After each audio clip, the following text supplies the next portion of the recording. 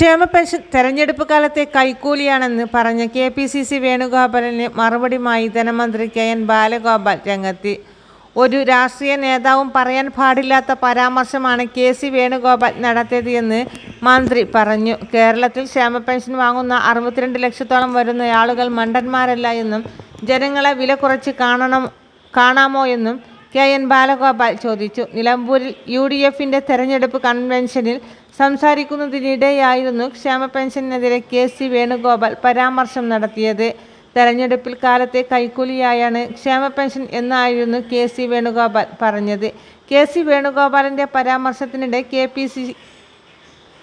CPM സംസ്ഥാന secretary MV Govindan അടക്കം രംഗത്തെത്തിയിരുന്നു. പെൻഷൻ കൈക്കൂലിയാണെങ്കിലും തെരഞ്ഞെടുപ്പ് വരുമ്പോൾ മാത്രം നൽകിയാൽ മതിയല്ലോ എന്നായിരുന്നു MV ഗോവിന്ദൻ ചോദിച്ചത്.